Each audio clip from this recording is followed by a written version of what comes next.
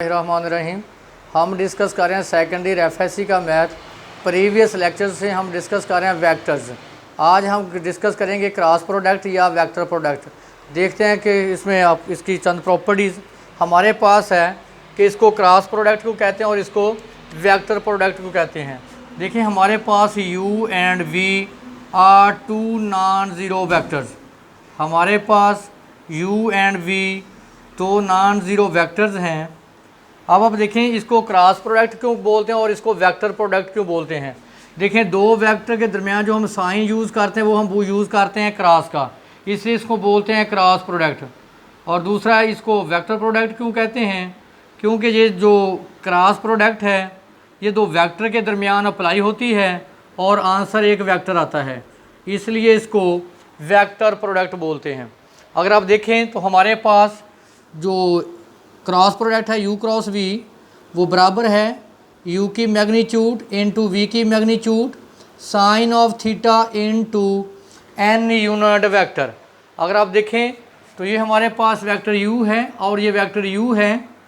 जो हमारे पास दो वेक्टर का जो क्रॉस प्रोडक्ट होगा यानी u क्रॉस v उसको हम क्या बोलते हैं, यूनिट वेक्टर। वो वेक्टर u के भी परपेंडिकुलर होगा और v के भी परपेंडिकुलर होगा। और u और v दो वेक्टर के दरमियान जो हमारे पास एंगल है वो क्या है, थीटा। यहाँ हमारे पास where n cap is unit vector perpendicular to both vectors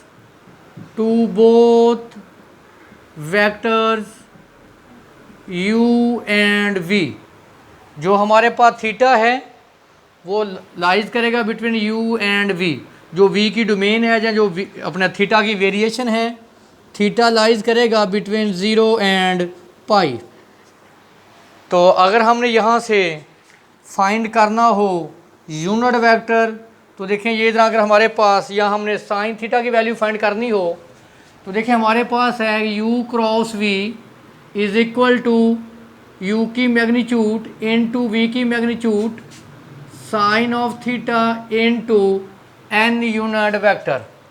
अगर यहाँ से हम साइन की वैल्यू फाइंड आउट करना चाहें तो टेकिंग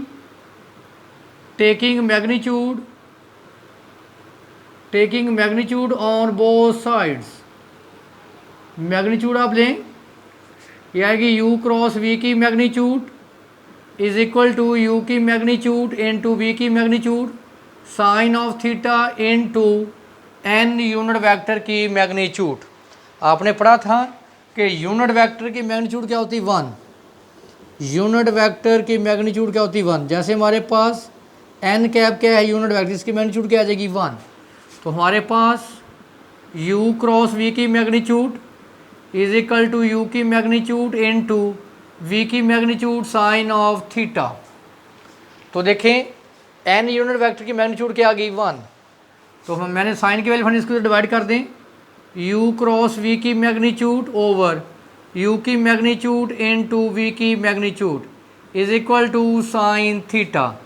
अगर हमने यहाँ से थीटा की वैल्यू फाइंड करनी तो ये तरह क्या बन जाएगा, inverse theta is equal to sine inverse u cross v over u की मैग्नीट्यूड इनटू v की मैग्नीट्यूड।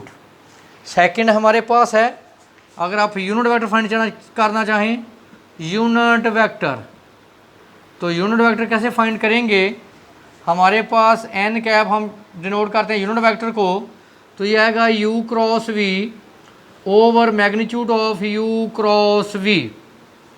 थोड़ा सा आप क्लियर कर लें, जब भी आप क्रॉस प्रोडक्ट फाइंड करेंगे तो हमेशा साथ लफ्ज़ लिखा होगा परपेंडिकुलर वेक्टर का, लिखा होगा find a perpendicular vector to both vectors u and v।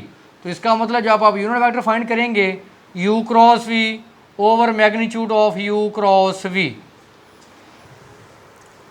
हमारे पास करोली नंबर 1 है, if two vectors u and v are equals oblique parallel then theta is equal to 0।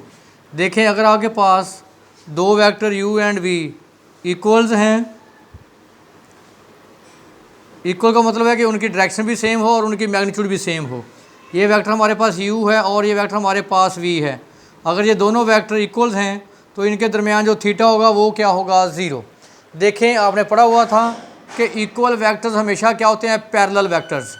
तो इसका मतलब आपने पढ़ा था कि u क्रॉस v, अभी हमने डेफिनेशन पढ़ी है, u की मैग्नीट्यूड इंटू v की magnitude sine of theta into n unit vector.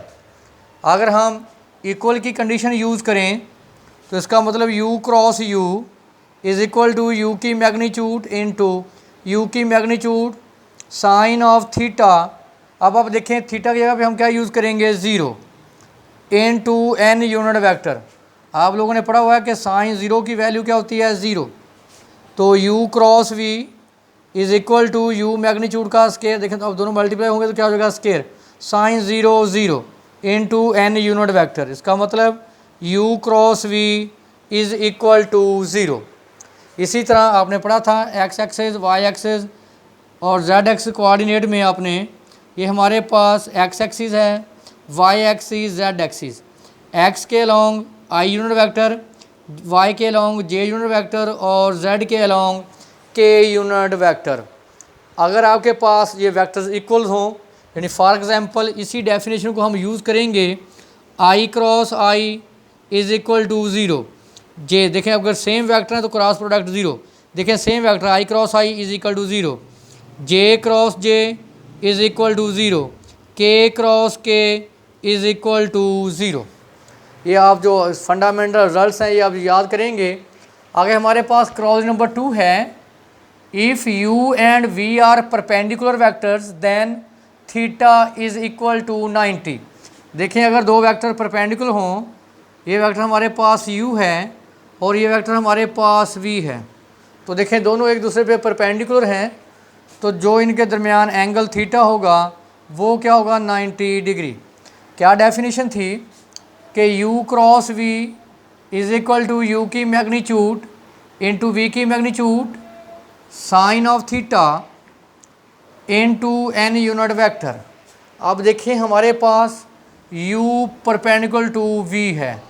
अगर दो वेक्टर परपेंडिकुलर हैं तो उनके दरमियान जो एंगल होगा वो 90 डिग्री होगा। तो वैल्यू पुट करें, u cross v is equal to u की मैग्नीट्यूड v की magnitude into sine theta into n unit vector. तो देखें हमारे पास जो थीटा की वैल्यू है वो क्या है, 90 डिग्री। आप लोगों ने पढ़ा हुआ है साइन 90 डिग्री की वैल्यू क्या होती है, 1। तो इसका मतलब u cross v is equal to u की मैग्नीट्यूड v की magnitude sine 91 into n unit vector. इसी तरह अगर हम डिस्कस करें एक्स वाई कोऑर्डिनेट सिस्टम को, देखिए हमारे पास ये मैंने ड्रा की हुई है i j k। आपने पढ़ा हुआ था कि i j k हमारे पास क्या हैं, mutually perpendicular vectors, mutually perpendicular vectors, क्योंकि ये तीनों वेक्टर्स जो i j k हैं ये एक दूसरे पे क्या हैं, परपेंडिकुलर हैं। तो इसका मतलब जब हम ये वाला डेफिनेशन यूज़ करेंगे, u क्रॉस v u की मैग्नीट्यूड v की magnitude into n unit vector. और आपको ये भी क्लियर है कि i j k हमारे पास क्या हैं, यूनिट वेक्टर्स। यूनिट वेक्टर्स क्या होते हैं, जिनकी मैग्नीट्यूड क्या हो, 1। यानी i की मैग्नीट्यूड 1 होगी, j की मैग्नीट्यूड हमारे पास 1 होगी, इसी तरह k वेक्टर की मैग्नीट्यूड क्या होगी, 1। अगर हम इसको इस पे अप्लाई करें i क्रॉस j, तो ये आएगा i की मैग्नीट्यूड इंटू j की मैग्नीट्यूड। देखें ये u का काम कर रहा है और ये v का। देखें i की मैग्नीट्यूड j की मैग्नीट्यूड। अगर आप और करें i और j के परपेंडिकुलर वेक्टर कौन सा है, k, तो n यूनिट वेक्टर जगह पे क्या आ जाएगा, k। देखें n यूनिट वेक्टर जगह पे क्या आ गया, k यूनिट वेक्टर। क्यों, i और j के परपेंडिकुलर k, i और k के परपेंडिकुलर j होता है। तो इसका मतलब i की मैग्नीट्यूड 1, j की मैग्नीट्यूड 1 हो जाएगा, i क्रॉस j 1, j की मैग्नीट्यूड 1, तो क्या आ गया, k। इसका मतलब i क्रॉस j हमारे पास क्या आएगा, k। ये आप अच्छे तरीके से नोट करेंगे कि i क्रॉस j किसके बराबर होता है, k के। इसी तरह जब हम लेंगे जे क्रॉस के, इसी डेफिनेशन के मुताबिक कि यू क्रॉस वी, यू की मैग्नीट्यूड वी की magnitude into n unit vector, ये वाली डेफिनेशन। तो देखें हमारे पास, देखें ये u का काम कर रहा है और ये v का, j की मैग्नीट्यूड, k की मैग्नीट्यूड। अब आप देखें j और k के परपेंडिकुलर क्या है, i यूनिट वेक्टर। तो j क्रॉस k मैग्नीट्यूड 1 तो क्या आ गया, i यूनिट वेक्टर। इसी तरह जब आप लेंगे k क्रॉस i तो हमारे पास क्या आ जाएगा, j। नोट कर लें, हमने डिस्कस किया है कि अगर सेम वेक्टर होंगे यानी i क्रॉस i आंसर 0 निकाला है, j cross j answer 0, k cross k हमारे पास आंसर क्या है, 0। इसी तरह अभी हमने जो किया है i cross j is equal to k आएगा, j cross k is equal to i। देखें i क्रॉस j में कौन सा मिसिंग है, k आएगा, j क्रॉस k में कौन सा मिसिंग है, i आएगा। इस तरह k क्रॉस i हमारे पास क्या आएगा, j। तो इन रिजल्ट्स को हम यूज़ करते हुए, दोनों रिजल्ट्स को यूज़ करते हुए हम फाइंड करेंगे cross product with two vectors. Next हमारे पास नोट है कि u cross v not equal to v cross u, या आप लिख सकते हैं u cross v is equal to minus v cross u, यानी आगे पास u क्रॉस v बराबर होगा माइनस v क्रॉस u के। इसका मतलब है कि क्रॉस प्रोडक्ट में कम्यूटेटिव लॉ होल्ड नहीं करता। अगर आप यही बात देखें, डॉट प्रोडक्ट में u डॉट v बराबर था v डॉट u के, लेकिन क्रॉस प्रोडक्ट में कम्यूटेटिव लॉ होल्ड नहीं करता। अगर आपको याद हो, फर्स्ट में आपने पढ़ा था कॉज ऑफ माइनस थीटा बराबर होता है cos of theta, sine of minus theta बराबर होता है माइनस साइन ऑफ थीटा। तो देखें आपने पढ़ा था अभी क्रॉस प्रोडक्ट, इसका सोल्यूशन देख लें, u क्रॉस v बराबर था u की मैग्नीट्यूड इंटू v की magnitude sine of theta into n unit vector. जैसे आपके पास ये वेक्टर आपके पास क्या था, u वेक्टर था, ये आपके पास वेक्टर v था, ये आपके पास यूनिट वेक्टर था u क्रॉस v, इनके दरमियान एंगल क्या था, थीटा। अगर तो आपको पता है कि आपके पास जो डायरेक्शन है वो एंटी क्लॉकवाइज हो तो थीटा पॉजिटिव होता है, अगर आपके पास जो डायरेक्शन है वो क्लॉकवाइज हो तो आपके पास जो एंगल है वो क्या होगा, नेगेटिव। यानी अगर हमारे पास जो डायरेक्शन क्लॉकवाइज है तो हमारे पास जो एंगल है वो क्या होगा, माइनस थीटा। तो अगर आप देखें तो हमारी जो डायरेक्शन है वो है u से v की तरफ। अगर हम लेंगे v से u की तरफ तो साइन आपको पता है कि हमारे पास क्या आ जाएगा, नेगेटिव। तो अब आप इसको फॉलो करेंगे, इसको u cross v is equal to u की मैग्नीट्यूड v की magnitude into sine of theta into n unit vector. इसको हम बोल देते हैं इक्वेशन नंबर 1। ये हमारी डायरेक्शन क्या है, u से v की तरफ। अब हमारी डायरेक्शन क्या है, v से u की तरफ। v क्रॉस u जब लेंगे, u की मैग्नीट्यूड v की मैग्नीट्यूड, क्योंकि ये स्केलर हैं, जब आप मैग्नीट्यूड लेते हैं तो वो क्वांटिटी है वो क्या बन जाती है, स्केलर। जैसे आप 3 मल्टीप्लाई 4 को सॉरी 3 मल्टीप्लाई 4 को आप लिख सकते हैं 4 मल्टीप्लाई 3, तो 12 इज इक्वल टू 12, क्योंकि ये स्केलर्स हैं। देखिए हमारे पास sine of minus theta into n unit vector. अभी आपने पढ़ा था कि साइन के अगर एंगल के साथ नेगेटिव होगा तो वो बाहर मल्टीपल बन जाएगा साइन थीटा का। तो ये आ जाएगा v cross u is equal to, sign बाहर ले लें, माइनस u की मैग्नीट्यूड v की magnitude sine of theta into n unit vector. Negative को इधर मल्टीप्लाई कर दें, minus v cross u is equal to u की मैग्नीट्यूड v की magnitude into sine of theta into n unit vector. इसको बोले equation number 2। देखें ये भी हमारे पास u magnitude v magnitude sine of theta है, ये भी हमारे पास u की मैग्नीट्यूड v की magnitude sine of theta into n unit vector है। तो दोनों इक्वेशन को इक्वेट कर लें, इक्वेटिंग इक्वेशन 1 एंड 2। इसका मतलब u क्रॉस v हमारे पास बराबर आ गया माइनस v क्रॉस u के। देख लें u क्रॉस v बराबर माइनस वी क्रॉस यू के।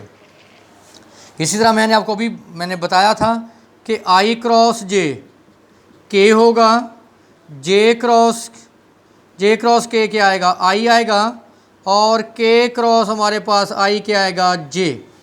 अगर आप देखें, क्योंकि अभी आपने पढ़ा है कि u क्रॉस v, अगर आप इसकी डायरेक्शन चेंज करेंगे यानी v क्रॉस u करेंगे तो बाहर साइन क्या आएगा, नेगेटिव।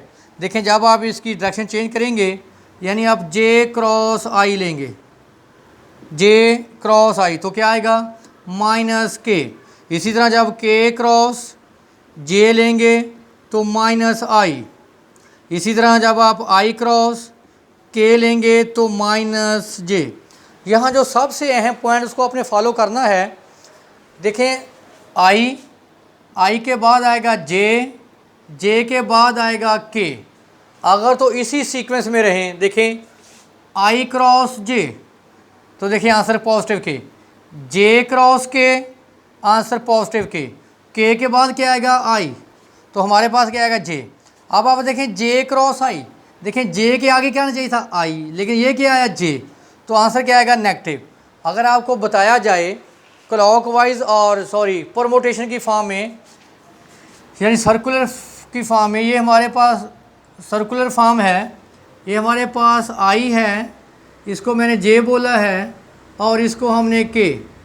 परमोटेशन की फॉर्म में देखें आई के बाद क्या था, जे, आई, अगर तो आप इसको आएँ एंटी क्लॉकवाइज, जो भी आप इसको डायरेक्शन दें, देखिए ये हमारी डायरेक्शन ये जा रही है ऐसे एंटी क्लॉकवाइज। आई क्रॉस जे आंसर के, जे क्रॉस के आंसर आई, के क्रॉस आई आंसर जे। अगर तो आप सेम डायरेक्शन में जाएंगे तो साइन क्या आएंगे, पॉजिटिव। देखें अब आप देखें जे क्रॉस आई, देखिए उल्ट आ रहे हैं आप, अगर आप डायरेक्शन उल्ट हो जाए जे क्रॉस आई तो आंसर क्या आएगा, माइनस के। इस तरह के क्रॉस जे, देखिए आपका आंसर है के क्रॉस आई आना चाहिए था, वो जब आप के क्रॉस जे जाएंगे तो साइन क्या आ जाएगा, नेगेटिव का। एक तो ये तरीका आप इसको इस तरह याद कर सकते हैं। दूसरा ये है कि आई के बाद जे आए, जे के बाद के, अगर इसी तरतीब से आएंगे तो साइन पॉजिटिव होगा। अगर इनकी डायरेक्शन चेंज होगी यानी इनकी जो सिमिट्री है या इनकी जो फॉर्म है वो चेंज होगी तो बाहर हमारे पास क्या आ जाएगा, साइन। फॉर एग्जांपल जैसे हम लिखते हैं आई क्रॉस जे पॉजिटिव के आएगा। देखो आई जे के बाद क्या था, के आता है, बिल्कुल पॉजिटिव। जे के बाद के, तो देखें जे के बाद के बाद आई, आंसर पॉजिटिव होगा। इस तरह के बाद आई तो आंसर क्या आएगा, पॉजिटिव जे। जैसे हम जे क्रॉस आई, देखिए जे के बाद क्या जैसे के आना चाहिए था, जे के बाद के आता है लेकिन जे के बाद क्या आ गया, आई, तो फिर इसके साथ नेगेटिव का क्या आ जाएगा, साइन। ये आपने वैल्यूज़ याद करनी है।